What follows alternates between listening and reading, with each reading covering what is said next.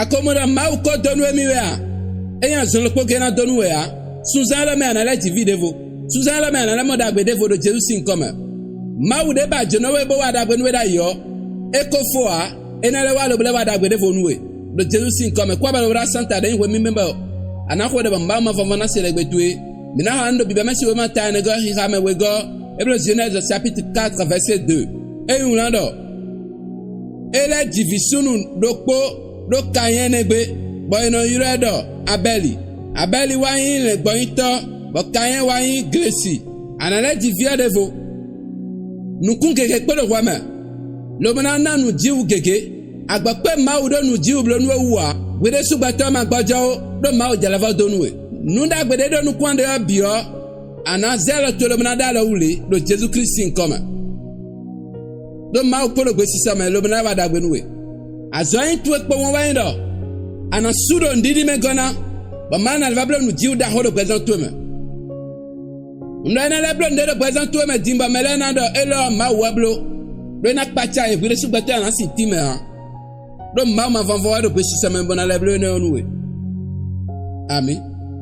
Well, asana flukpe abesi dino Jésus Christ in koma. Asana flukpe ando. Alors to nous là yena wazo. Lo mona motin. Lo mona na we si budo adole. Asande buo dagbe na tonde me. Do Jésus Christ in koma. Ate agba na sanu. Aya zame na mazo lo mona wa. Do Jésus in koma. Awa zade le bo livrer me de na yonu ku etoma. Do Jésus in koma. Debu de infonli on khoda da ni gosi bazan to me do Jésus in koma. Alors tous les na monu lo bonawa. Lo mona na we nu konyi ba pa fwe la bi. Nu konyi maro nu kuton.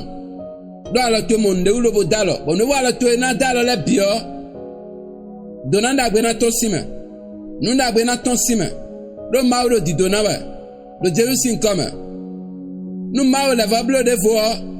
Ba ha le bosséa tout nos bononsu ben la bre de vodo mi de susi bezame bo ditona chloro nu kokoton de blo lo bana dagba le Jésus in comme rodede amen nu era mauna la blo era in weda ena blo lo bana dagba ran mi le commentaire me le bo partager de leur no vituele wa ina no tuele no zo tuele. Nous réussissons nous boire but no gang holo ba mauna la blo nu jiu de volo gbaza itome lo ko eblo da yana no lo ko dia ena la blo gona ena la blo deji amen abonne kwa de sen ora santa ton lo no e ngba te gba na se de ihole nkoton le Jésus sin ko mi ho de amen.